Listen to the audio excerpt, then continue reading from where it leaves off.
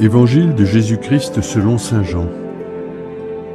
En ce temps-là, quand les gens virent que ni Jésus ni ses disciples n'étaient là, ils montèrent dans ces barques et allèrent à Capernaum à la recherche de Jésus.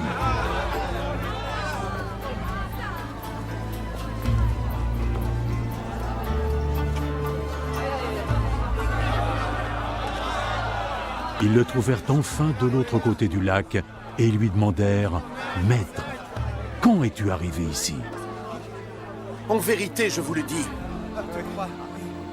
vous me cherchez parce que vous avez mangé du pain à votre faim. Pas parce que vous avez compris le sens de mes miracles. Ne travaillez pas pour la nourriture périssable, mais travaillez plutôt pour celle qui dure, pour la vie éternelle. Cette nourriture, le Fils de l'homme vous la donnera parce que Dieu, le Père, a reporté sur lui toute son autorité. Dis-nous, que devons-nous faire alors pour faire ce que Dieu attend de nous?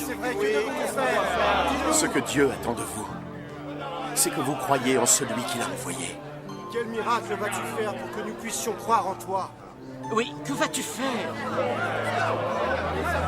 Nos ancêtres ont mangé la manne dans le désert, et comme disent les Écritures, il leur donna du pain du ciel à manger. En vérité, je vous le dis, ce que Moïse vous a donné n'est pas le pain du ciel. C'est mon Père qui vous donne le vrai pain du ciel. Car le pain que Dieu donne, c'est lui qui descend de ce ciel et donne la vie à ce monde. Seigneur, donne-nous Seigneur, donne-nous ce pain-là! Donne-nous ce pain. Je suis le pain de la vie.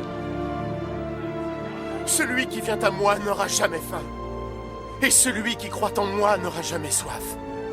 acclamons la parole de Dieu.